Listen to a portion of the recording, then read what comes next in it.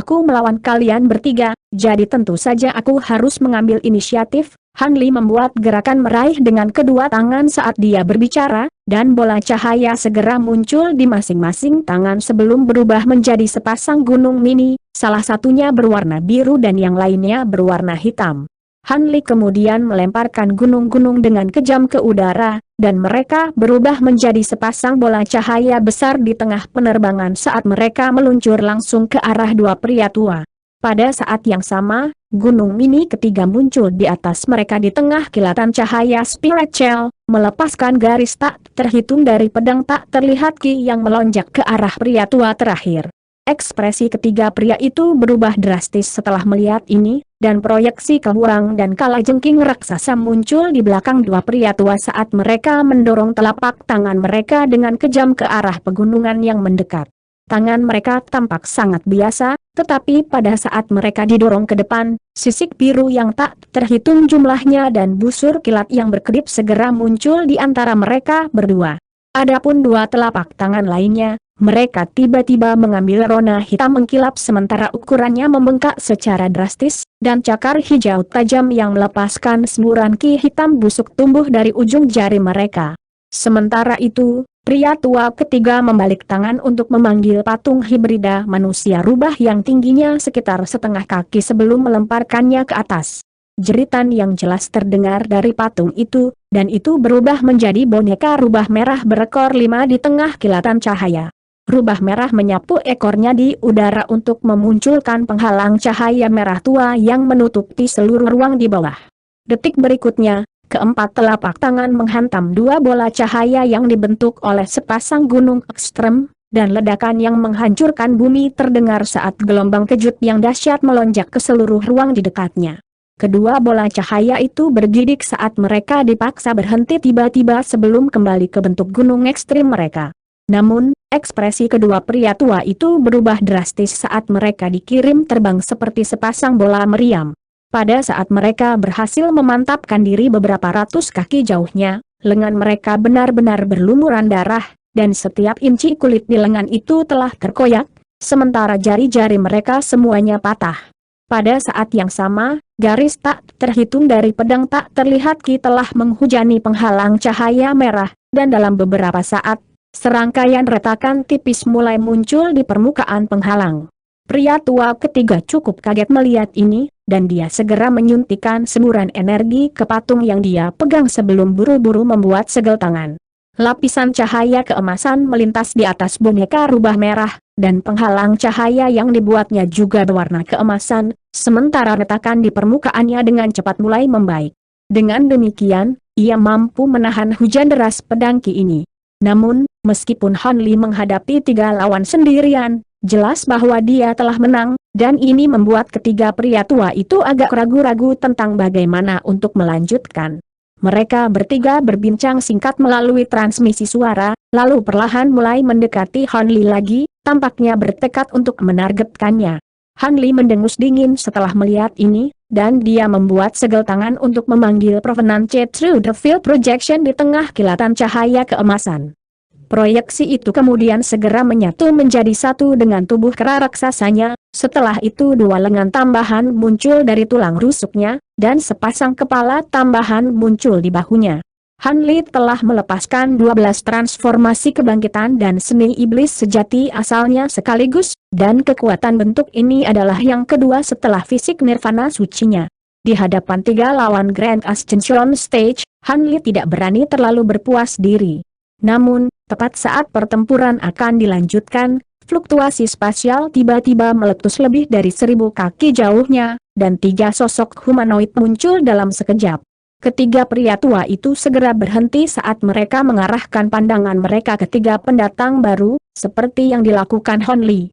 3 sosok itu terdiri dari seorang wanita tua, seorang pendeta Taois, dan seorang pria bertopeng. Begitu mereka bertiga melihat Han Li, mereka juga cukup terkejut dan segera bertukar pandangan bingung. Kebetulan sekali kita tiba di area yang sama, Kakak Xiao. Han Li terkekeh saat cahaya keemasan di sekelilingnya memudar, dan dia dengan cepat kembali ke wujud manusianya. Benar-benar kebetulan, aku juga tidak menyangka akan bertemu denganmu di sini, Kakak Han. jawab Xiaoming dengan senyum yang sedikit dipaksakan, sementara hati Nyonya Wan Hua dan Taois King Ping sedikit tenggelam. Adapun ketiga pria tua itu, mereka tidak berani melakukan sesuatu yang gegabah dalam situasi saat ini, dan hanya menilai tiga pendatang baru dengan ekspresi dingin. Baru saat itulah Xiaoming menoleh ke arah ketiganya sebelum bertanya, saya rasa kita belum pernah bertemu sebelumnya, sesama Taois. Mungkinkah Anda adalah pembudidaya terpencil dari Blackian Forest di barat laut? HMPH, kamu memiliki mata yang cukup tajam, rekan Taois. Itu benar, kami adalah tiga orang suci roh penyihir dari hutan yang hitam. Pria tua yang mengendalikan boneka rubah merah itu mendengus dingin sebagai tanggapan dengan permusuhan yang tak terselubung dalam dirinya suara. Tiga orang suci roh penyihir? Itu artinya kamu pasti pembudidaya sihir. Bolehkah aku bertanya mengapa kamu memutuskan untuk menargetkan saudara Han di sini? Xiaoming bertanya. Dia tidak menyaksikan bentrokan sebelumnya antara Han Li dan ketiganya, tetapi fluktuasi ki spiritual yang tersisa di udara dan sikap konfrontatif yang mereka ambil adalah indikasi yang jelas tentang apa yang baru saja terjadi. Hanya ada sejumlah harta di istana kuali surgawi ini, jadi semua orang di sini adalah musuh kita. Mengapa kita perlu alasan untuk menargetkan siapapun? Jawab pria tua itu. Ekspresi dingin muncul di wajah Xiaoming setelah mendengar ini. Kalau begitu, kamu juga harus memandang kami bertiga sebagai musuh. Bagaimana menurutmu, Kakak Han? Aku juga tidak keberatan, jika itu adalah pertempuran yang mereka inginkan, maka aku akan dengan senang hati menghibur mereka, jawab Han Li dengan acuh tak acuh. Kewaspadaan Xiaoming terhadap Han Li hanya tumbuh lebih jelas setelah melihat ini. Dia kemudian berbalik ke arah tiga orang suci roh penyihir dengan alis yang sedikit berkerut. Menurut rencana awalnya, dia seharusnya sudah mencapai pusat istana kuali surgawi atau menemukan pusat pembatasan di sini. Namun, batasan di area kedua yang mereka masuki jauh lebih dalam dari yang mereka duga, dan mereka baru saja berhasil menerobosnya. Segera setelah mereka muncul, mereka bertemu dengan Han Li dan tiga orang suci roh penyihir, yang keduanya merupakan musuh yang tangguh, sehingga semakin memperparah kesengsaraan mereka. Jika memungkinkan, dia secara alami akan senang melihat Han Li dan tiga orang suci roh penyihir terlibat dalam pertarungan sampai mati sementara dia dan teman-temannya melanjutkan menuju area terakhir. Namun, dalam situasi saat ini, tidak mungkin Han Li dan tiga orang suci roh penyihir akan cukup bodoh untuk melakukan hal seperti itu. Karena itu, tertunda di jalan buntu di sini tidak akan menguntungkan salah satu dari mereka. Mereka bukan satu-satunya makhluk Grand Ascension Stage yang telah memasuki istana surgawi kuali. Bagaimana jika lebih banyak orang menemukan tempat ini selama penundaan ini? Dengan mengingat hal itu, Xiaoming berkata, rekan-rekan Daois, saya yakin kita semua berkelana ke istana ini untuk mencari harta karun, jadi terlibat dalam konflik sebelum menemukan harta yang berharga akan sama sekali tidak masuk akal. Harta yang paling berharga jelas-jelas tidak masuk akal di area di luar sini, jadi mengapa kita tidak menghemat energi kita untuk mencari melalui area itu? Pembatasan yang mengarah ke titik ini sudah sangat sulit untuk ditembus, bahkan jika kita menggunakan semua waktu yang tersisa, kita mungkin masih belum bisa mendapatkan harta yang kita inginkan, jadi kita tidak boleh membuang-buang waktu di sini. Aku juga tidak peduli. Selama tidak ada yang menghalangi jalanku, aku tidak berniat terlibat dalam konflik apapun, jawab Han Li sambil tersenyum. Pria tua yang memegang boneka rubah merah merenungkan situasi sejenak sebelum juga mengangguk sebagai tanggapan. Baiklah, kalau begitu, mari kita akhiri semuanya di sini. Segera setelah itu, ketiga lelaki tua itu bertukar kata melalui transmisi suara sebelum terbang menuju area tertentu. Xiaoming sedikit goyah saat melihat area yang mereka pilih, tetapi ekspresinya kemudian dengan cepat kembali normal saat dia menoleh ke Han Li sambil tersenyum. Apakah kamu juga sudah memutuskan target, Kakak Han? Jika belum, maka kita akan pergi duluan. Kurasa aku akan pergi ke daerah itu. Han Li menggelengkan kepalanya dengan acuh tak acuh sebelum mulai mengarahkan jari ke arah tertentu, tapi dia tiba-tiba tampak berubah pikiran, dan mengarahkan jarinya ke area tetangga yang awalnya dia tunjuk. Ekspresi Nyonya Wan Hua dan Taois King Ping berubah drastis setelah melihat ini. Namun, Sebelum mereka sempat mengatakan apa-apa, Han Li sudah terjun ke penghalang cahaya biru yang meliputi area itu sebagai seberkas cahaya biru. Apa yang kita lakukan? Dia baru saja memilih area yang akan kita pilih. Mungkinkah dia juga tahu di mana pusat istana Kuali Surgawi? Nyonya Wan Hua berseru dengan nada mendesak. Kurasa tidak. Aku adalah satu-satunya yang menerima warisan. Jadi tidak mungkin orang lain selain aku akan mengetahui lokasi dan metode yang tepat untuk mengendalikan pusat istana, kata Taoist Kingping dengan alis berkerut alis. Apakah itu berarti kebetulan dia memilih area itu? Sepertinya bukan itu masalahnya. Ekspresi Xiaoming menjadi gelap secara signifikan saat dia mengingat kembali bagaimana Han Li berubah pikiran pada saat terakhir. Apa yang harus kita lakukan? Pilih area lain. Nyonya Wan Hua bertanya dengan frustrasi. Kita tidak bisa melakukan itu, tidak ada cara untuk mencapai centrum melalui area lain. Kita tidak punya pilihan selain mengikutinya, hati-hati agar tidak ketahuan. Kita seharusnya masih bisa memasuki area centrum terlebih dahulu saat dia menjelajahi daerah itu untuk harta karun, Xiaoming memutuskan. Sepertinya itu satu-satunya pilihan kita. Kalau dipikir-pikir, 3 orang suci roh penyihir juga pergi ke area yang cukup menarik. Sepertinya itu adalah penjara darah tempat Taoist Tianding menyegel beberapa musuh kuatnya, kata Taoist Kingping secara prihatin. Aku sadar akan hal itu, tapi kita tidak bisa melakukan apapun untuk mencegah mereka pergi ke sana. Mungkin ada harta yang kuat yang ditinggalkan oleh musuh-musuh Taoist Tianding di penjara darah itu, tetapi mereka masih tidak sepenting itu sebagai merebut kendali centrum, kata Xiaoming dengan alis berkerut. Sayang sekali.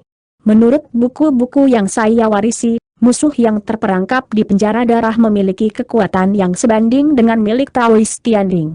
Mereka pasti sudah binasa setelah bertahun-tahun, tetapi warisan mereka tidak diragukan lagi akan sangat berharga juga. Taoist Kingping menghela nafas dengan sedih. Kami awalnya menetapkan penjara darah sebagai target kedua kami. Mungkinkah 3 orang suci roh penyihir juga menyadari keberadaannya? Nyonya Wan Hua berspekulasi dengan ekspresi gelap. Sulit untuk dikatakan.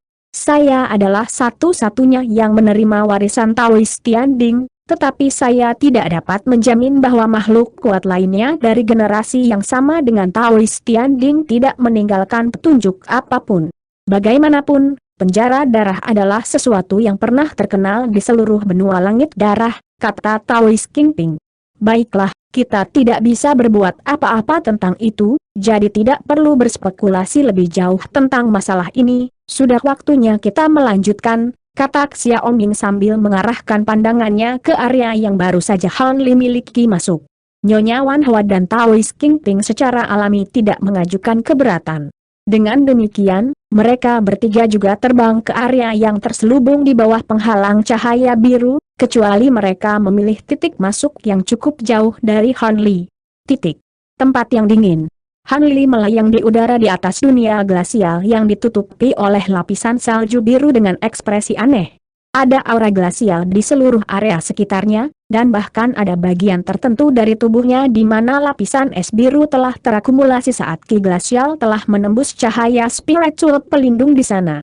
Sejak dia mencapai penguasaan penuh atas seni iblis sejati asalnya, sangat jarang baginya untuk merasakan dingin ini. Dilihat dari aura glasial yang dimanifestasikan oleh ilusi di area ini, jelas bahwa pembatasan di sini jauh lebih tangguh daripada di area yang sebelumnya dia lewati.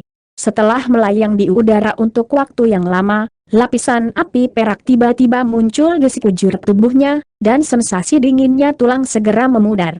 Han Li kemudian perlahan-lahan terbang lurus ke depan, tetapi setelah melakukan perjalanan hanya beberapa kilometer, angin kencang tiba-tiba meletus ke segala arah, dan kepingan salju yang tak terhitung jumlahnya di udara tiba-tiba berubah menjadi ribuan burung merak es biru.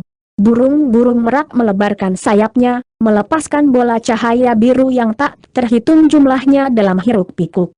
Han Li secara singkat memeriksa bola cahaya ini dengan indera spiritualnya, dan ekspresinya sedikit berubah saat dia dengan cepat membuat segel tangan, di mana lapisan api perak di sekelilingnya menebal beberapa kali lipat. Detik berikutnya, bola cahaya menghantam api perak secara berurutan sebelum meledak satu demi satu, menciptakan tornado besar saat api perak dan cahaya biru terjalin. Di tempat lain di area glasial yang sama, trio Xiaoming telah melepaskan sekitar selusin harta dan terkunci dalam pertempuran sengit melawan sekelompok hampir 20 raksasa biru pegunungan. Raksasa ini semua mampu memanipulasi es dan salju untuk menyulap armor dan semua jenis senjata, dan tidak peduli berapa banyak kerusakan yang mereka derita, mereka dapat langsung beregenerasi menggunakan es dan salju di daerah tersebut, membuat mereka semakin merepotkan untuk berurusan dengan daripada makhluk dengan tubuh abadi. Jadi, meskipun trio Xiaoming jauh lebih kuat daripada raksasa ini, mereka untuk sementara terhenti. Titik. Di dalam aula besar yang dipenuhi dengan pilar merah besar yang tak terhitung jumlahnya, 3 orang suci roh penyihir maju dengan hati-hati sambil memberi semua pilar tempat tidur yang luas. Pilar-pilar ini tampak biasa saja dari kejauhan, tetapi pada jarak dekat, orang akan menemukan bahwa ada banyak tengkorak merah yang tertanam di permukaannya, dan kadang-kadang ada darah yang mengalir dari atas pilar. Apakah ini benar-benar pintu masuk ke penjara darah? Rekan Taois Yeu pria tua yang duduk di atas kewang raksasa itu bertanya dengan nada gelisah. Yakinlah, saudaraku, Anda melihat betapa mudahnya menembus batasan di luar tempat ini. Ini menunjukkan bahwa catatan di pelekat kuno itu akurat, dan bahwa ini memang tempat di mana Taois Tianding memenjarakan musuh-musuhnya yang kuat. Hehe, makhluk terkuat dari penyihir Dao kita, Master Tianwu, pernah bertarung melawan Taois Tianding selama 7 hari 7 malam sebelum dikalahkan dan dipenjarakan di sini. Jika tidak, dengan bakat dan kekuatan Master Tianwu, dia pasti sudah bisa naik ke alam abadi sejati juga. Pria tua yang duduk di atas kalajengking hitam itu menjawab dengan percaya diri. Tempat ini benar-benar cukup meresahkan, jadi saya bisa mengerti mengapa saudara Wu khawatir. Namun, karena fakta bahwa kami menggunakan seni kultivasi penyihir Dao yang jauh berbeda dari seni kultivasi normal, warisan Taois Tianding mungkin tidak terlalu banyak berguna bagi kita. Sebaliknya, kita pasti akan mendapat manfaat besar jika kita dapat memperoleh seni kultivasi dan harta karun Guru Tianwu dari penjara darah. Mungkin kita bahkan akan memiliki kesempatan untuk naik ke alam abadi sejati di masa depan. Karena itu, kita harus menjelajah ke penjara darah ini bahkan jika ada risiko yang terlibat, kata pria tua terakhir itu. Memang, sayang sekali pelekat batu itu rusak, dan hanya bagian yang merinci metode untuk melawan pembatasan di luar yang tersisa. Jika kita tahu cara melawan pembatasan di sini juga, maka kita tidak perlu khawatir. Pria tua bermarga Yeu itu menghela napas. Hehe, ini sudah merupakan peluang besar bagi kita untuk menemukan lokasi yang tepat dari penjara darah. Mungkin ada beberapa batasan kuat di sini, tapi kita bertiga pasti akan bisa menembusnya. Pria dengan nama keluarga Wu tertawa. Bagaimanapun, sudah terlambat bagi kita untuk kembali sekarang. Omong-omong, bocah dengan bentuk kera raksasa yang kita temui di luar itu benar-benar tangguh. Jika rekan Taois Xiao dan yang lainnya tidak muncul, aku benar-benar ingin melakukannya sempurnakan bocah itu menjadi boneka darah, kata pria bermarga Yeu itu. Bentuk kera raksasa pria itu memang sangat kuat, tetapi transformasi keduanya tampaknya berasal dari beberapa jenis kemampuan iblis.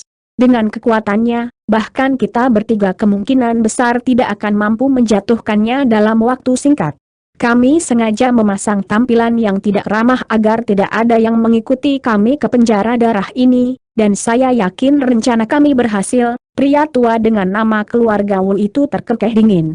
Itu adalah strategi yang kami rancang sebelumnya, dan saya yakin itu setidaknya akan cukup efektif.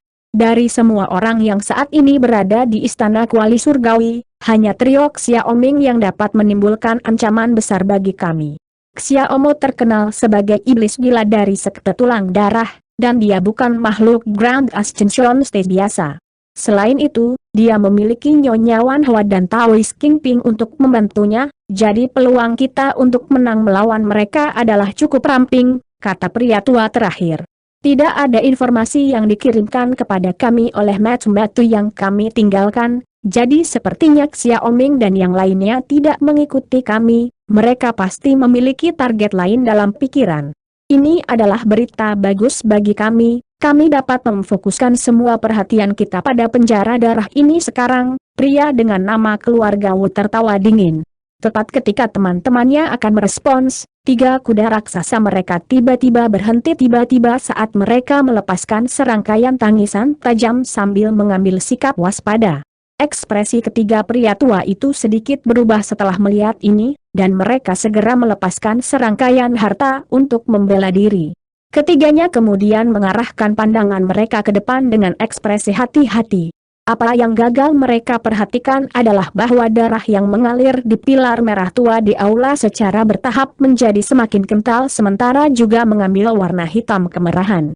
Ledakan gemerisik tiba-tiba terdengar di depan, dan beberapa saat kemudian, bintik-bintik api hijau muncul di ruang gelap di depan, diikuti oleh serangkaian kupu-kupu kerangka seukuran ibu jari muncul.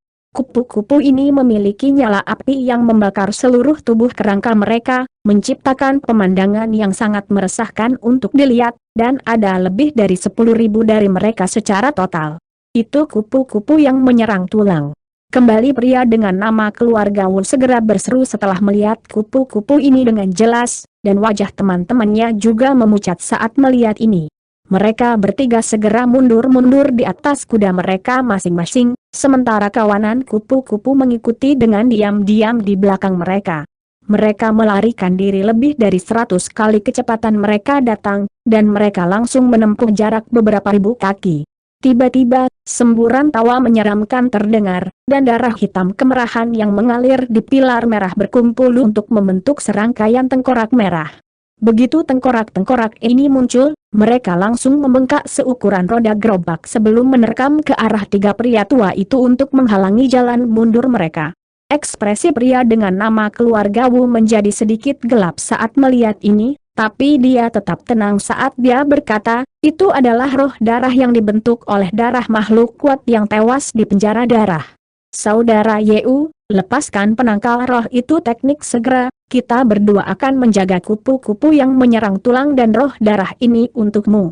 Baiklah, aku akan mengandalkanmu kalau begitu, rekan-rekan Taois. Pria bermarga Yu itu menjawab ketika kebuang di bawahnya berhenti, dan dia segera duduk di atas kudanya dengan kaki bersilang. Serangkaian lencana giok hijau tua kemudian terbang keluar dari tubuhnya sebelum membentuk formasi aneh yang membawanya ke atas. Pada saat yang sama, dia mulai mengucapkan mantra, dan serangkaian pola roh hijau gelap muncul di sekujur tubuhnya sebelum menyebar dengan kecepatan luar biasa, menutupi hampir setiap inci kulitnya sebelum mulai menggeliat dan menggeliat seolah-olah mereka bermunculan untuk hidup. Dari kejauhan, tampak seperti serangga hijau tipis yang tak terhitung jumlahnya muncul di atas tubuh lelaki tua itu, menghadirkan pemandangan yang sangat meresahkan untuk dilihat. Tepat pada saat ini, salah satu dari 2 pria lainnya melepaskan gong tembaga merah, dan setelah memukul gong, kepalanya yang berambut putih segera berdiri sebelum terlepas dari kulit kepalanya, kemudian berubah menjadi ular terbang bersisik putih bersayap yang tak terhitung jumlahnya yang menerkam langsung ke arah kupu-kupu yang menyerang tulang yang mendekat. Sementara itu, pria tua lainnya mengangkat tangan untuk melepaskan labu putih murni, yang terbalik untuk menuangkan awan ki hitam yang berubah menjadi tangan hitam dengan mulut di telapak tangan. Tangan hitam itu melepaskan serangkaian tangisan tajam sebelum bergegas menuju tengkorak di sisi lain. Dengan demikian, 4 kelompok makhluk yang tampak sangat aneh mulai terlibat dalam pertempuran sengit, dan bunyi tumpul yang menunjukkan tubuh yang jatuh ke tanah berdering tanpa henti. Telapak tangan hitam dan ular terbang putih tampaknya cukup ganas, tetapi mereka jelas bukan tandingan tengkorak merah dan kupu-kupu tulang putih, yang masing-masing melepaskan panah merah dan api hijau yang membakar. Tidak butuh waktu lama sebelum sebagian besar tangan hitam dan ular putih dimusnahkan, sedangkan hanya beberapa puluh roh darah dan kupu-kupu tenggelam yang telah dihancurkan. Kedua pria tua itu memandang dengan ekspresi sedih ketika satu tangan hitam dan ular putih dihancurkan satu demi satu, seolah-olah mereka kehilangan sesuatu yang sangat berharga bagi mereka. Segera, semua tangan dan ular dihancurkan, dan ekspresi muram muncul di wajah kedua lelaki tua itu ketika roh darah dan kupu-kupu yang menghancurkan tulang mulai berkumpul ke arah mereka lagi. Mereka berdua bertukar pandang, dan salah satu dari mereka mengeluarkan raungan keras, di mana proyeksi serangga besar seperti gurita muncul di belakangnya sebelum langsung mengacungkan selusin tentakelnya. Setiap tentakel memiliki panjang lebih dari 100 kaki dan penuh dengan rune hijau tua, dan saat tentakel menyapu udara, mereka dapat mengirim semua roh darah yang bersentuhan dengan mereka terbang kembali ke udara. Sementara itu, kuku di salah satu tangan pria tua itu memanjang hingga beberapa inci dan menjadi setajam pisau. Dia kemudian menyapu kuku ke bahunya yang lain, langsung memotong lengannya sendiri, yang meledak menjadi tumpukan daging yang melayang di depannya. Segera setelah itu, dia merobek jubahnya sendiri untuk mengungkapkan 7 atau 8 tato serangga yang tampak garang di dadanya.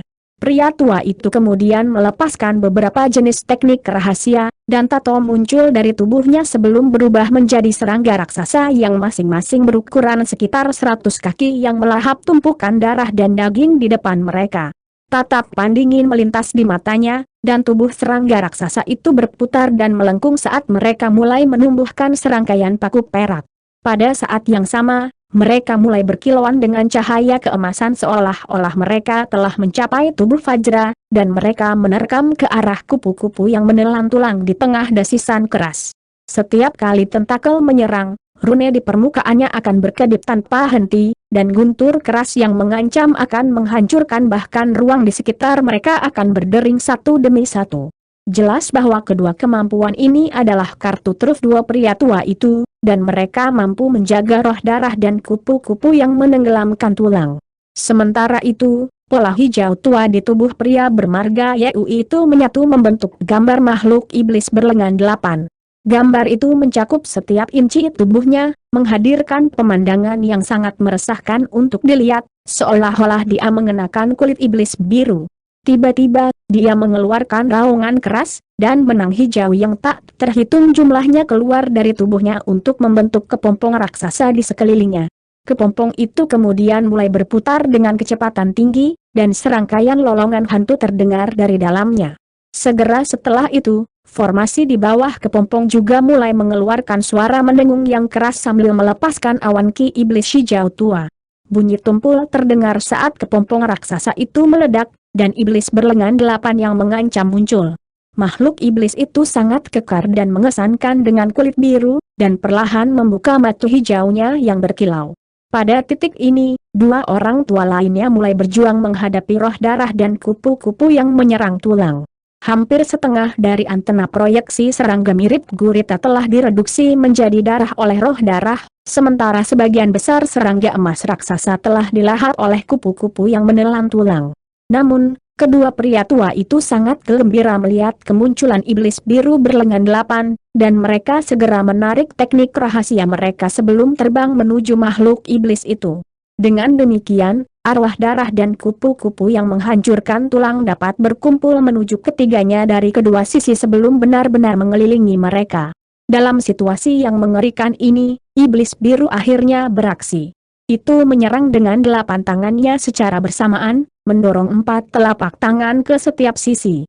Cahaya keemasan terang terpancar dari 8 telapak tangannya, dan segelemas rune muncul di masing-masing tangan sebelum langsung membengkak hingga berukuran sekitar 10 kaki. Rune emas kemudian masing-masing melepaskan hamparan cahaya pelangi yang luas, yang segera melumpuhkan semua roh darah dan kupu-kupu yang menenggelamkan tulang saat bersentuhan.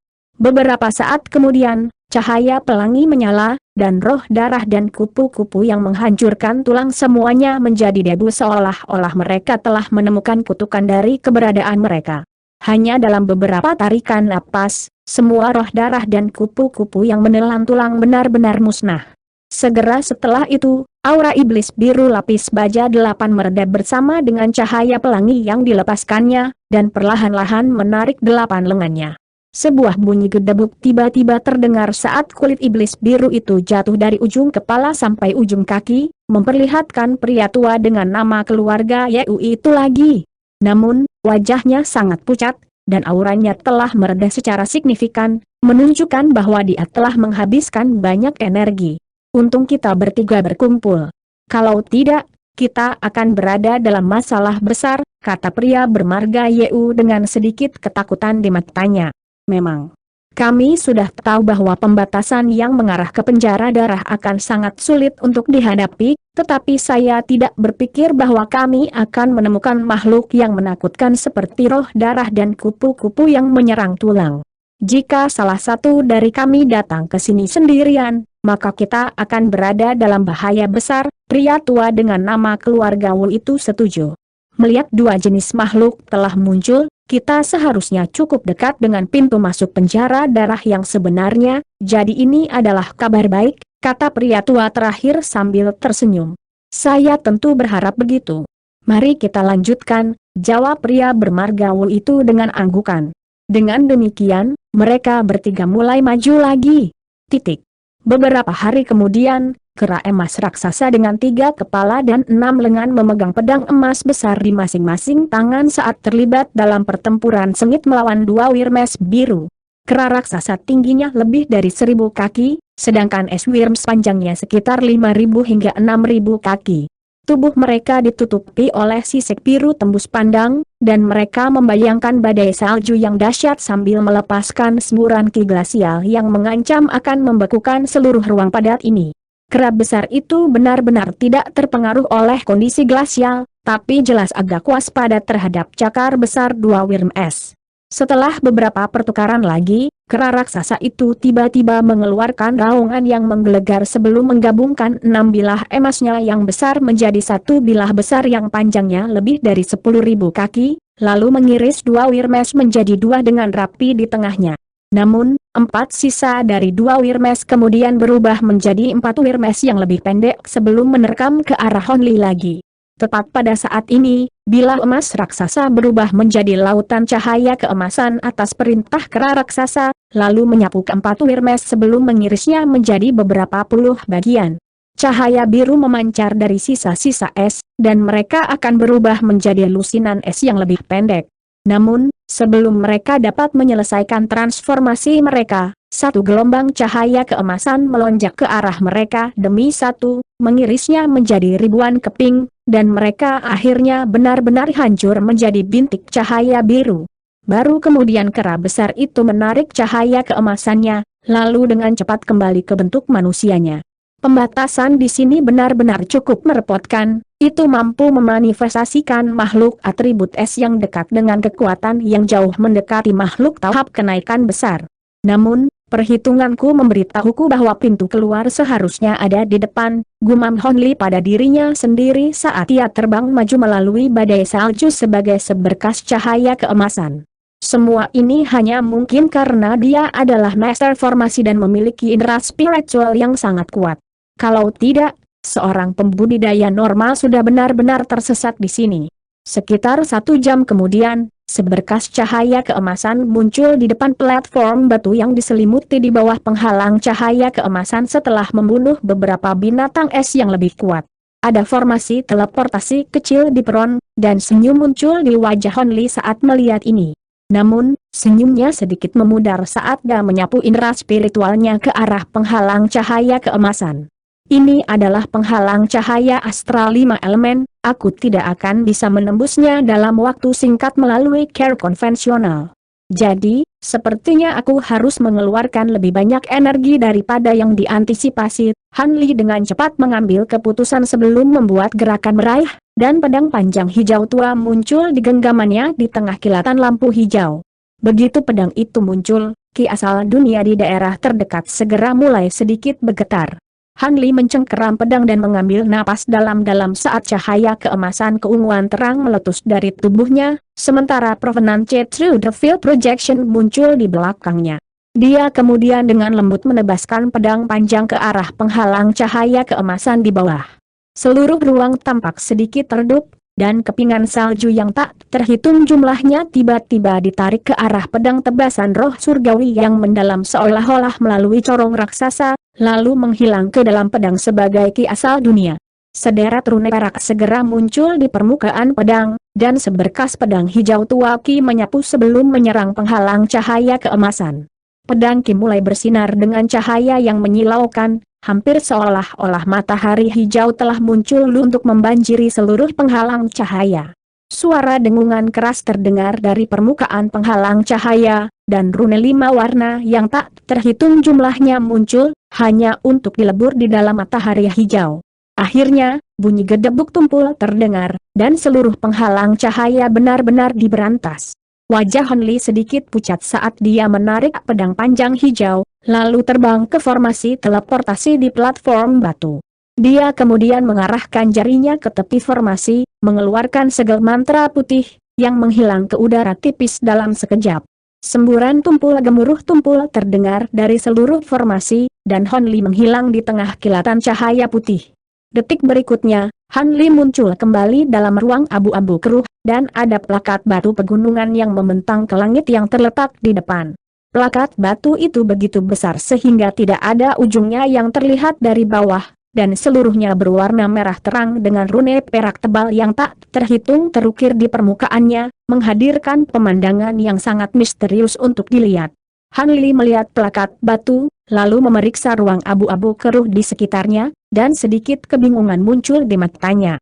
Tidak peduli bagaimana dia melihatnya, tempat ini tidak ada hubungannya dengan gugusan istana yang dia lihat dari luar penghalang cahaya.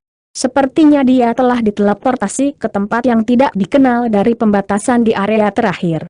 Pada saat yang sama, trio Xiaoming juga akhirnya muncul dari batasan glasial, dan mereka disambut oleh pemandangan istana emas dan deretan pavilion perak yang menyerupai surga abadi, tetapi semuanya mengenakan ekspresi gelap. Ini bukan tempat pusat dari istana kuali surgawi berada. Menurut catatan di buku tebal yang saya warisi, formasi teleportasi yang kami temukan sebelumnya seharusnya membawa kami langsung ke area centrum. Mengapa kami diteleportasi ke sini sebagai gantinya? Tanda tanya Taoist King Ping bergumam pada dirinya sendiri dengan bingung. Catatan di buku tebal itu pasti akurat. Kalau tidak, kita tidak akan bisa sampai di sini. Beberapa jenis perubahan tak terduga pasti terjadi di pembatasan di area terakhir untuk menghasilkan ini. Xiaoming menganalisis. Perubahan tak terduga macam apa yang mungkin terjadi? Apakah Anda mengatakan bahwa pembatasan itu dapat bermutasi dengan sendirinya? Nyonya Wan Hua hampir kehabisan akal. Sulit untuk dikatakan. Penguasaan formasi Taoist Tianding jauh melampaui apa yang dapat kita pahami, dan istana kuali surgawi telah ada selama bertahun-tahun, jadi tidak akan terlalu mengejutkan jika pembatasan di dalam istana telah mengalami beberapa jenis ubah.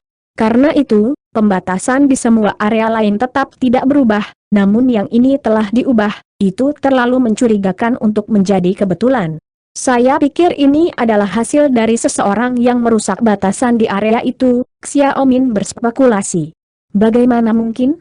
Selain manusia itu, tidak ada yang bisa memasuki area itu lebih awal dari kita. Bahkan jika seseorang telah memasuki area itu sebelum kita semua, tidak mungkin mereka bisa mengubahnya. Pembatasan raksasa yang rumit dalam waktu sesingkat itu, balas Nyonya Wan Hua. Hehe, kamu sepertinya lupa tentang orang-orang yang memasuki istana kuali surgawi selama pembukaan terakhirnya. Orang-orang itu tidak kuat, tetapi ada beberapa dari mereka yang memiliki kunci sejati. Kembali ketika istana kuali surgawi ditutup, saya tidak ingat banyak dari mereka yang kembali hidup-hidup, kata Xiaoming. Ekspresi Taoist King Ping sedikit berubah setelah mendengar ini. Jadi maksudmu masih ada yang selamat dari kelompok orang terakhir yang memasuki istana kuali surgawi, dan seseorang di antara mereka mengubah batasan ini? Seharusnya begitu. Kalau tidak, tidak ada care untuk menjelaskan semua ini, jawab Xiaoming. Secara umum, ini tidak mungkin. Setelah penutupan istana kuali surgawi, semua orang akan secara otomatis diusir, dan mereka yang secara paksa tetap tinggal menggunakan teknik rahasia akan dibunuh oleh pembatasan di istana. Karena itu, jika seseorang bahkan lebih kuat dari Taoist Tianding, mereka akan mampu melawan pembatasan di istana. Mungkin mereka sudah memasuki area centrum dan memperoleh warisan penuh Taoist Tianding. Kalau begitu, mereka akan bisa tinggal di istana kuali surgawi, dan itu akan menjadi masalah sederhana bagi mereka untuk mengubah pintu keluar dari area tertentu. Jika itu yang kita hadapi di sini, maka itu akan terjadi berita yang sangat buruk, kata Taoist King Ping dengan ekspresi prihatin. Istana Kuali Surgawi dibangun langsung sebelum kenaikan Taoist Tianding, jadi hampir tidak mungkin bahwa seorang pendatang ke istana akan lebih kuat daripada Taoist Tianding sendiri, dan juga sangat tidak mungkin bahwa seseorang telah menguasai centrum atau mengambil warisan penuh Taoist Tianding. Jika tidak, seluruh istana akan diambil alih-alih muncul di sini sesuai jadwal, analisis Xiaoming. Mata Nyonya Wan Hua langsung berbinar setelah mendengar ini. Dalam hal ini, orang yang tinggal di Istana Kuali Surgawi seharusnya hanya dapat mengendalikan sebagian dari batasan Istana Kuali Surgawi, dan mereka belum mendapatkan kendali penuh atas centrum, atau warisan penuh Taoist Tianding. Itu kemungkinan besar terjadi, jawab Xiaoming dengan percaya diri. Kalau begitu, kita masih memiliki peluang besar. Namun, mengingat rute yang dijelaskan dalam buku tebal tidak lagi dapat diandalkan, kita harus menggunakan metode brute force untuk mengakses centrum dengan memaksa jalan kita melalui penghalang cahaya lain di daerah ini. Menurut catatan, centrum harus terletak di pagoda tinggi yang menyerupai plakat batu raksasa, Daoist Kingping mengungkapkan ketika sedikit kegembiraan muncul di wajahnya. Pembatasan di area terakhir sudah membuat kita begitu lama untuk menerobos, apakah kita punya cukup waktu untuk melewatinya lagi? Bukankah penundaannya terlalu signifikan? Nyonya Wan Hua bertanya dengan ragu-ragu. Kita sudah terbiasa dengan larangan itu, jadi kita membutuhkan waktu yang jauh lebih sedikit untuk melintasinya untuk kedua kalinya. Jika yang lebih buruk menjadi yang terburuk, kita hanya perlu menggunakan beberapa metode khusus untuk menghemat waktu sebanyak mungkin. Kata Xiaoming. Nyonya Wan Hua dan Taoist Kingping keduanya mengangguk setuju. Dengan demikian, mereka bertiga berangkat menuju penghalang cahaya yang nyaris tidak terlihat di kejauhan, tidak memperhatikan istana emas dan pavilion perak tepat di depan mata mereka. Han Li terbang mengitari plakat batu raksasa, tetapi tidak dapat menemukan jalan masuk, dan dia kembali ke titik awalnya dengan alis sedikit berkerut. Tiba-tiba, dia menyapu lengan baju ke udara untuk melepaskan botol putih kecil di dalam bola cahaya putih. Permukaan botol itu sangat halus, dan hampir benar-benar transparan dengan bola cahaya merah menyala tanpa henti di dalamnya. Siapa yang mengira bahwa tubuh sejati rekan Daoist Ice Soul benar-benar akan terjebak di sini? Jika bukan karena sedikit reaksi yang ditampilkan oleh botol ini di area terakhir, aku akan merindukannya, gumam Han Li pada dirinya sendiri. Lalu mulai terbang di sepanjang sisi plakat batu sambil terus membuat putaran di sekitarnya. Setelah terbang hampir 20 putaran, bola cahaya merah tua di dalam botol kecil itu tiba-tiba menjadi sedikit cerah. Perubahan ini hampir tidak terdeteksi dengan mata telanjang, tetapi Han Li dapat segera menyadarinya. Karena itu, dia segera berhenti sebelum terbang langsung menuju plakat batu sebelum berhenti lagi di depan beberapa baris rune perak besar. Teks perak miring, ini mungkin membuat orang lain bingung, tapi bagiku, hehe. Senyum tipis muncul di wajah Han Li saat dia dengan hati-hati memeriksa garis rune, lalu menunjuk jari ke arah mereka beberapa kali. Rune perak berkedip sedikit sebelum menyatu dan menyatu menjadi satu untuk membentuk rune perak yang lebih besar, yang mulai berputar di tempat dengan sendirinya. Sebuah lorong hitam kemudian tiba-tiba terbuka di permukaan plakat yang tampaknya padat. Han Li segera terbang ke lorong, yang dengan cepat ditutup kembali.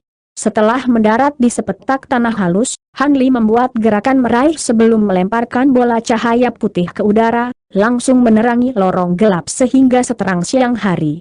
Dia dengan cepat memeriksa sekelilingnya untuk menemukan bahwa ini adalah lorong setengah lingkaran, dan lantai serta dinding semuanya dilapisi dengan lempengan batu biru biasa.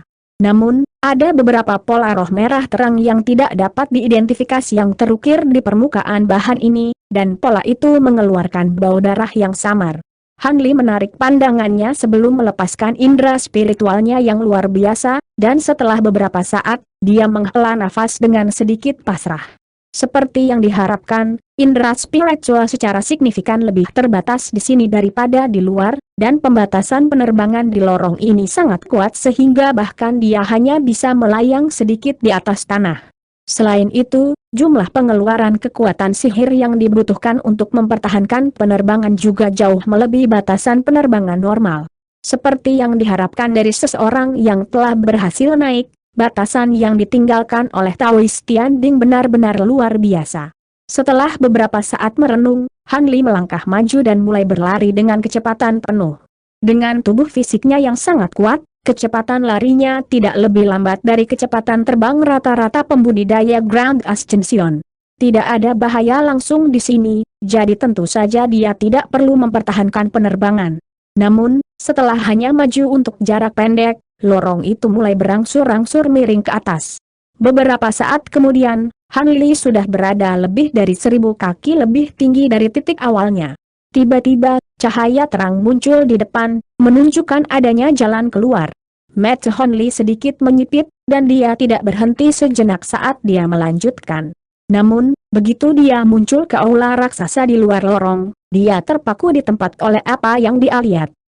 Aula itu tingginya sekitar 300 hingga 400 kaki, dan luasnya melebihi 1000 hektar. Namun, apa yang seharusnya menjadi lantai batu biru yang rata dan halus dipenuhi dengan lubang dan kawah, serta sisa-sisa harta yang tak terhitung jumlahnya. Ada juga bagian tanah yang hangus hitam, dan di tengah aula ada kerangka binatang besar. Kerangka itu tembus pandang seperti batu giok, dan itu menyerupai kerangka buaya dan worm. Tampaknya seseorang telah terlibat dalam pertempuran sengit dengan binatang besar di sini, tetapi menilai dari jejak sisa ini, pertempuran telah terjadi sejak lama. Han Li menilai kerangka binatang itu secara singkat dengan ekspresi penasaran, dan menilai dari sisa auranya, dia dapat segera mengidentifikasi kerangka itu milik binatang buas di puncak tahap integrasi tubuh. Fakta bahwa pertempuran sengit seperti itu telah dilancarkan terhadap binatang tahap integrasi tubuh belaka menunjukkan bahwa lawan-lawannya pasti berada di bawah tahap kenaikan besar, tetapi mereka juga tidak akan terlalu lemah. Melihat sisa-sisa harta karun di tanah, Han Li dapat mengatakan bahwa binatang raksasa itu kemungkinan besar memiliki sekitar 4 hingga 5 lawan. Setelah memeriksa area itu lebih lama, Han Li tiba-tiba mengalihkan pandangannya ke rak kayu di sudut aula. Ini adalah rak hitam yang panjangnya sekitar 20 hingga 30 kaki, dengan sekitar selusin piring perak dengan ukuran berbeda diposisikan di 2 baris. Namun, piring-piring itu semuanya kosong, dan isinya jelas sudah diambil oleh seseorang. Dengan demikian, Han Li tidak ragu lagi saat dia berjalan langsung menuju pintu keluar di sisi lain aula. Lorong biru yang sama dilanjutkan, dan pada kesempatan ini, Han Li butuh waktu cukup lama untuk akhirnya muncul di sisi lain. Dengan melakukan itu, dia tiba di ruang yang beberapa kali lebih besar dari aula sebelumnya. Ada beberapa awan putih melayang di udara di atas, dan tanahnya terdiri dari pasir putih halus. Di tengah ruang ini berdiri sebuah bangunan berbentuk biara berbentuk segitiga. Han Li melirik bangunan itu sebelum membalik tangan untuk memanggil botol kecil itu. Bola cahaya merah di dalam botol tidak menunjukkan reaksi apapun, dan alisnya sedikit berkerut saat melihat ini, tapi dia masih berjalan menuju gerbang biara, yang sudah terbuka lebar. 3 orang suci roh penyihir berdiri di depan lautan kabut hitam yang membentang sejauh mata memandang. Kabut melonjak dengan keras seolah-olah itu adalah makhluk hidup, kadang-kadang melepaskan hembusan angin yin glasial di samping lolongan darah yang mengental. Mereka bertiga terlihat sangat kelelahan, dan aura mereka semakin berkurang. Bahkan 3 kuda raksasa di bawah mereka sudah menghilang, tetapi mereka semua melihat ke lautan kabut dengan kegembiraan di mata mereka. Ini karena ada paviliun merah yang terletak di dalam lautan kabut. Paviliun itu tingginya lebih dari 1000 kaki dengan tanda merah yang tak terhitung jumlahnya terukir di permukaannya, dan di bagian paling atas adalah kata-kata penjara darah dalam 2 karakter kuno perak besar. Jadi ini penjara darah, ini sedikit berbeda dari yang kubayangkan, kata pria tua bermarga Yui itu. Ini kemungkinan besar ilusi, biarkan aku mencoba dan menghilangkannya, jawab pria tua dengan nama keluarga Yu. Segera setelah itu, dia menyapu lengan baju ke udara untuk melepaskan lencana kayu biru dengan kepala hantu hitam yang tertanam di atasnya, lalu membuat segel tangan sebelum mengarahkan jari ke lencana itu. Lencana itu langsung membengkak seukuran kepala manusia, dan tanda biru mulai muncul di permukaannya. Pada saat yang sama, kepala hantu itu juga membuka mata dan mulutnya. Pilar cahaya biru keluar dari mulut kepala hantu sebelum berubah menjadi pilar besar angin biru yang menghilang ke lautan kabut dalam sekejap. Detik berikutnya, ledakan gemuruh keras terdengar, dan semua kabut di dekatnya tersapu oleh angin biru yang ganas, membuka lorong yang jelas. 3 orang suci roh penyihir mengintip dengan hati-hati ke lorong, pada ekspresi mereka semua sedikit berubah. Di bawah lorong adalah sebuah danau raksasa yang diisi dengan air kental berwarna merah tua, dan ada serangga seperti belatung putih seukuran ibu jari yang tak terhitung jumlahnya berenang di sepanjang permukaan danau, mengirimkan rasa dingin mengalir di punggung penonton. Apakah ini penampakan sebenarnya dari penjara darah? Mungkinkah ini ilusi juga? Pria tua dengan nama keluarga Yu itu bertanya dengan heran.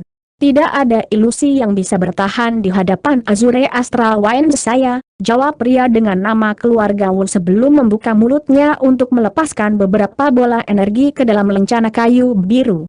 Angin yang keluar dari mulut kepala hantu segera menjadi lebih dari 10 kali lebih kuat, dan satu pilar angin dilepaskan satu demi satu.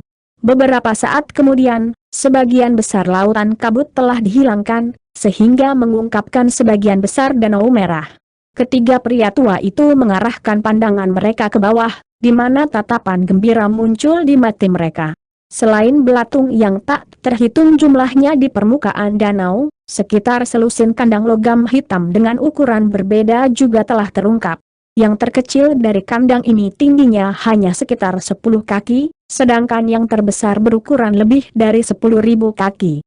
Permukaan mereka dipenuhi dengan tanda emas yang tidak dapat diidentifikasi, dan ada paku merah tajam yang tak terhitung jumlahnya memanjang ke dalam kandang, menghadirkan pemandangan yang mengancam untuk dilihat. Sebagian besar pintu kandang sudah terbuka lebar, dengan hanya beberapa yang masih mulus dan belum dibuka, dan di dalam masing-masing kandang yang belum dibuka itu ada mayat dengan pose yang berbeda. Makhluk-makhluk ini jelas telah binasa bertahun-tahun yang lalu, dan mereka semua memiliki struktur tulang yang sangat berbeda, tetapi aura sisa mereka masih menyerang 3 orang suci roh penyihir dengan rasa khawatir. Ini pasti musuh yang disegel di sini oleh Taoist Tianding. Seperti yang diharapkan, mereka semua sangat kuat. Kita harus memeriksa tubuh-tubuh ini dengan hati-hati untuk melihat yang mana milik Master Tianwu, kata pria tua terakhir dengan penuh semangat di matanya. Chuan Tianwu adalah seorang praktisi seni kultivasi penyihir Dao, jadi jenazahnya pasti berbeda dari yang lain. Kita akan dapat dengan mudah mengidentifikasinya begitu kita sedikit lebih dekat, jawab pria tua dengan nama keluarga Wu itu. Tubuh lainnya semuanya milik makhluk yang sangat kuat juga, jadi mereka pasti membawa harta yang luar biasa, kita tidak bisa meninggalkan mereka begitu saja, kata pria tua dengan nama keluarga Yu dengan sedikit keserakahan dan urgensi di matanya. Tentu saja.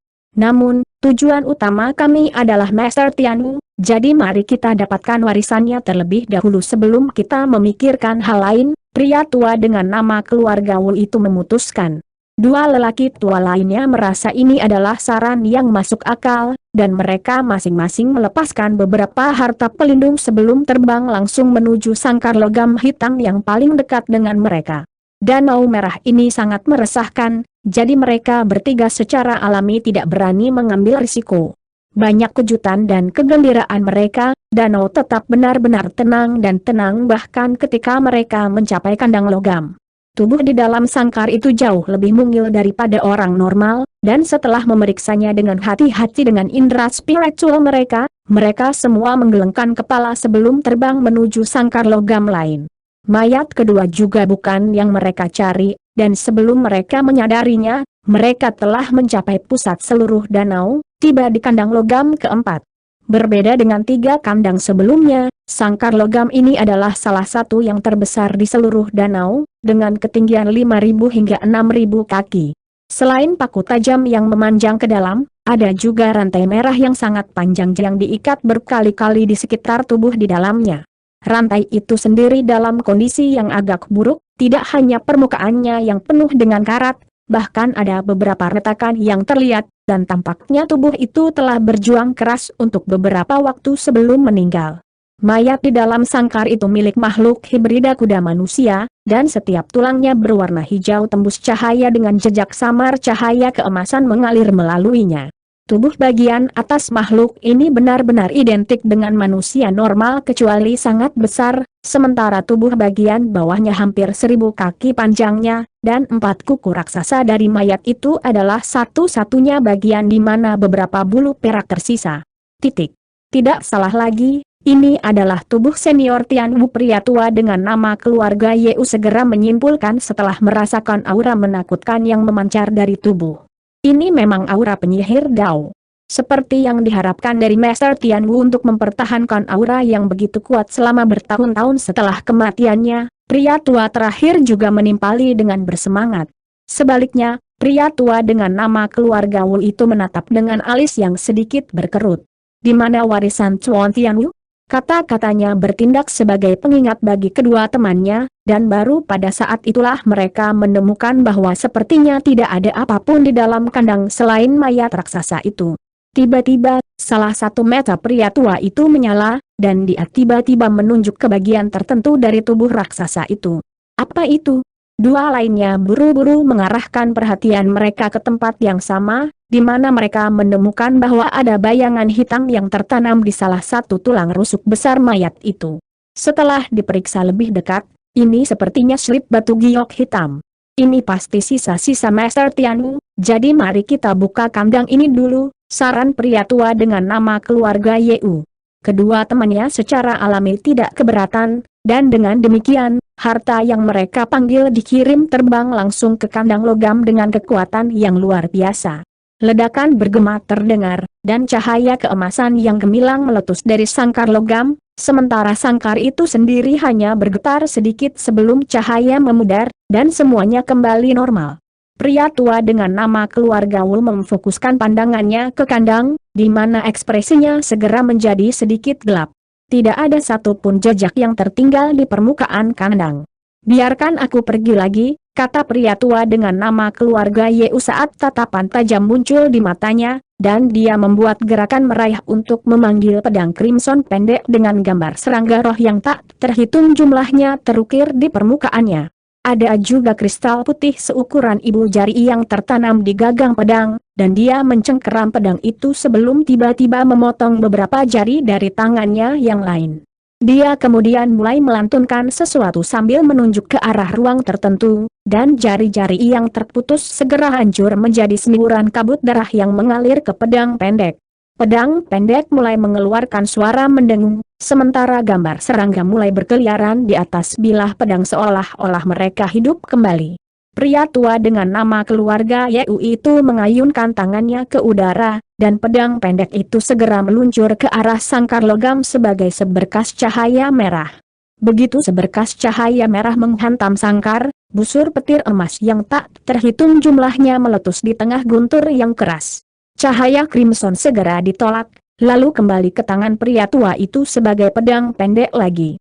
Ini adalah petir iblis-iblis. Pria tua itu tercengang melihat ini, dan dia buru-buru memeriksa pedang pendek itu untuk menemukan bahwa beberapa retakan tipis telah muncul di permukaannya, menunjukkan bahwa pedang itu telah mengalami kerusakan parah. Jika Han Li hadir, dia juga akan terpana melihat ini. Petir emas yang meletus dari sangkar logam memang tampak agak mirip dengan petir iblis-iblis, tetapi setelah diperiksa lebih dekat, orang akan menemukan bahwa itu berbeda. Petir itu juga berwarna emas berkilauan, tetapi bercampur dengan rune emas keunguan, dan itu jauh lebih kuat daripada petir iblis-iblis Han Li. Ini benar-benar petir iblis-iblis. Tunggu, tidak, sepertinya bukan petir iblis-iblis biasa. Saya ingat bahwa Taoist Tian Ding telah menguasai beberapa jenis petir, serta kemampuan yang memungkinkannya untuk memurnikan dan memurnikan petir. Dan kemampuan ini dapat meningkatkan kekuatan kemampuan petir lebih dari 10 kali lipat, kata pria tua terakhir dengan alis berkerut. Itu masalah besar. Divine Devil Baneli Gutning sangat efektif melawan kemampuan Wit Dao untuk memulai. Bagaimana kita akan melawan Divine Devil Baneli Gutning yang dimurnikan ini? Pria tua dengan nama keluarga Yeu itu bertanya sambil menyimpan pedang pendeknya. Pedang itu tampaknya tidak terlalu luar biasa, tetapi pedang itu sebenarnya memiliki beberapa kemampuan luar biasa, jadi dia sangat frustrasi karena pedang itu telah rusak di sini. Yakinlah, tidak peduli seberapa kuat Divine Devil Baneli Gutning ini itu tidak digunakan oleh siapapun, jadi menghilangkannya hanya akan masalah waktu. Pasti ada lebih dari satu batasan pada kandang ini, dan batasan terakhir kemungkinan besar akan bahkan lebih sulit untuk dilawan, itulah yang paling saya khawatirkan, kata pria tua dengan nama keluarga Wu sambil menilai paku tajam di kandang dan rantai merah yang mengikat mayat itu. Tidak peduli betapa sulitnya itu, kita harus berhasil. Jika tidak, upaya kita hingga saat ini semua akan sia-sia. Biarkan saya melihat apakah air Yin infernal saya akan dapat menghalau petir setan iblis ini, lansia terakhir kata pria itu sebelum membuka mulutnya untuk melepaskan labu abu-abu. Dia kemudian mengarahkan jarinya ke labu itu, dan labu itu terbalik untuk mengeluarkan gelombang air hitam pekat. Air tampaknya memiliki kekuatan glasial yang luar biasa, dan begitu muncul, suhu udara turun drastis. Pada saat yang sama, gumpalan ki abu-abu mulai menyebar di udara, mengeluarkan bau busuk. Air hitam berputar-putar di atas perintah lelaki tua itu, berubah menjadi wirm hitam sebelum menerkam dengan ganas ke arah sangkar. Rune emas yang tak terhitung jumlahnya muncul sekali lagi di permukaan sangkar di tengah guntur yang keras, dan jaring petir emas berkilauan lainnya muncul. Air hitam dan kilat emas segera berbenturan di tengah ledakan yang bergema. Titik. Han Li berdiri di aula besar dengan ekspresi kontemplatif di wajahnya, menilai patung yang sangat hidup yang terletak di altar di depan.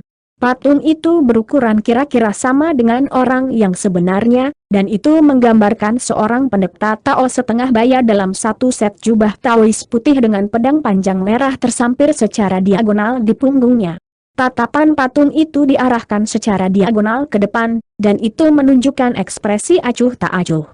Di kedua sisi patung ini ada patung elang biru raksasa, dan patung belalang sebelah perak, yang keduanya juga sangat hidup dan mengancam untuk dilihat. Ini seharusnya Taois Tianding, aku tidak bisa memikirkan orang lain dengan sikap anggun seperti itu, gumam Han Li pada dirinya sendiri sebelum memeriksa sekelilingnya untuk menemukan 4 boneka lapis baja merah, yang masing-masing tingginya sekitar 20 kaki, terbaring di tanah dengan care yang miring, serta 2 mayat yang tidak dapat diidentifikasi. Keempat boneka itu benar-benar diam, tetapi baju zirah mereka memancarkan kilau cerah, dan mereka benar-benar tidak rusak, begitu juga senjata yang mereka pegang, membuatnya seolah-olah mereka bisa hidup kembali kapan saja. Adapun 2 mayat, satu hilang setengah dari tubuhnya dengan 4 pedang terbang hitam patah menjadi lebih dari 10 buah berserakan di sekitarnya. Mayat lainnya kehilangan kepalanya, dan ada perisai ungu yang rusak dan penggaris perak pendek yang telah benar-benar dipelintir tergeletak di sampingnya. Kedua mayat itu masing-masing terletak di antara 2 boneka, dan menilai dari keadaan mereka, tampaknya mereka telah tewas dalam pertempuran melawan boneka-boneka ini. Dilihat dari sisa aura mayat-mayat ini, kemungkinan besar mereka adalah orang-orang yang bertarung melawan monster raksasa di aula lantai pertama. Han Li dengan hati-hati memeriksa kedua mayat itu beberapa kali, tetapi tidak menemukan harta karun lainnya. Dengan demikian, dia tiba-tiba menghilang di tempat sebelum muncul di belakang patung Taois Tianding. Ada formasi kecil yang rusak di belakang patung, yang di tengahnya adalah platform batu putih dengan diameter sekitar 10 kaki. Ada beberapa lekukan dengan bentuk berbeda di platform, tampaknya untuk mengakomodasi item tertentu, tetapi item di dalam slot itu sudah diambil. Di tepi formasi ada 2 mayat lagi yang tergeletak berdampingan di tanah, dan salah satunya mengenakan baju zirah perak yang hancur dengan tangan kurus yang menembus dantiannya. Adapun mayat lainnya, ia mengenakan jubah hijau dan berwarna hitam pekat, tampaknya telah binasa setelah terkena beberapa jenis racun mematikan. Pada kesempatan ini, Han Li hanya melirik kedua mayat itu sebelum menyapukan tangannya di udara, di mana 4 gelalang penyimpanan dengan warna berbeda muncul sebelum terbang ke genggamannya dengan akurasi yang tepat. Han Li secara singkat memeriksa isi gelang penyimpanan dengan indera spiritualnya sebelum dengan tenang menyimpannya, lalu mulai memeriksa formasi yang rusak. Ini adalah formasi teleportasi. Setelah pemeriksaan singkat, Han Li segera menemukan apa formasi ini, tapi sayangnya, itu adalah formasi sekali pakai yang sudah benar-benar hancur, dan bahkan dengan penguasaannya dalam seni formasi, dia tidak akan bisa memperbaikinya dalam sekejap waktu singkat. Setelah berjalan beberapa putaran di sekitar formasi, Han Li tiba-tiba mengangkat alis sebelum berhenti di lekukan merah tua di formasi. Dia membuat gerakan meraih ke arah slot, dan sebuah bola kecil dengan cahaya merah tua yang sangat lemah muncul, tampak seolah-olah bisa dipadamkan kapan saja. Dia kemudian membalik tangan untuk menghasilkan botol kecil yang berisi esensi darah jiwa darah, dan segera setelah botol kecil muncul, bola cahaya merah segera terbang ke arah itu sebelum menghilang ke dalam botol dalam sekejap. Akibatnya, cahaya merah tua di dalam botol kecil bersinar sedikit lebih terang dari sebelumnya. Seperti yang diharapkan, ini adalah setetes esensi darah rekan Daois Aiso. Tampaknya dia melewati sini dan menggunakan formasi teleportasi ini, gumam Hon Li pada dirinya sendiri saat senyum tipis muncul di wajahnya, dan dia mengarahkan pandangannya ke formasi yang rusak lagi. Dia menyapu lengan baju di udara untuk melepaskan serangkaian harta formasi, serta sekitar selusin kristal seukuran kepalan tangan dengan warna berbeda, yang semuanya melayang di udara di sekitar formasi. Dia kemudian mengarahkan jarinya ke arah formasi, dan seutas benang biru tipis yang panjangnya beberapa kaki keluar dari ujung jarinya sebelum dengan cepat memperbaiki pola roh yang rusak pada formasi. Tidak mungkin untuk sepenuhnya memulihkan formasi, tetapi dengan penguasaan Hon Li dalam seni formasi, memulihkan sekitar 70% hingga 80% dari formasi akan cukup baginya untuk menggunakannya. Sehari kemudian, ledakan fluktuasi energi yang menakjubkan meletus dari danau merah, dan monster hitam dengan kepala rusa dan tubuh manusia tiba-tiba muncul di tengah ledakan fluktuasi spasial. Itu kemudian menebas bilah perak raksasa yang dipegangnya dengan kejam ke bawah, dan suara melengking yang tajam terdengar saat gumpalan ki hijau melonjak keluar dari bilah perak, membentuk serangkaian bola lampu hijau. Ruang di dekatnya segera mulai melengkung dan berputar di belakang bilah raksasa, seolah-olah akan diiris. Ledakan lain yang menghancurkan bumi terdengar, dan matahari hijau yang cemerlang meletus di bawah bilahnya sebelum meluas lebih jauh dan lebih jauh. Aura destruktif yang menghancurkan melonjak ke segala arah dalam hiruk-pikuk, memaksa kembali air di danau untuk mengekspos bagian dasar danau dengan diameter sekitar setengah kilometer, memperlihatkan kerangka putih yang tak terhitung jumlahnya. Tiba-tiba, sambaran petir perak setebal tangki air melintas di langit, dan awan gelap tiba-tiba berkumpul sebelum darah mulai turun dari langit, meliputi seluruh danau merah di bawah. Hanya setelah matahari hijau memudar pemandangan di bawah terungkap. Saat ini, 3 orang suci roh penyihir sedang melayang di udara, dan masing-masing dari mereka memegang patung setinggi sekitar 1 kaki dan benar-benar identik dengan makhluk hibrida rusa manusia itu. Sebuah luka besar yang panjangnya lebih dari 100 kaki telah ditimbulkan ke bagian atas sangkar logam raksasa di depan mereka. Pria tua dengan nama keluarga Yu itu terkekeh geli saat melihat ini. Haha, akhirnya kita berhasil membuka sangkar ini. Tunggu apa lagi, rekan-rekan Taois? Ayo masuk bersama. Dia kemudian menyimpan patung di tangannya sebelum terbang menuju luka di kandang logam sebagai seberkas cahaya hijau. 2 pria tua lainnya juga terbang ke kandang dalam sekejap dengan ekspresi gembira. Adapun binatang hibrida rusa manusia, itu tetap melayang di udara di atas kandang dengan cara yang tidak bergerak. 3 lelaki tua itu muncul kembali lebih dari 100 kaki di udara di atas bangkai makhluk hibrida kuda manusia, dan mereka dengan hati-hati menilai bangkai yang dirantai dengan tatapan gembira di mata mereka.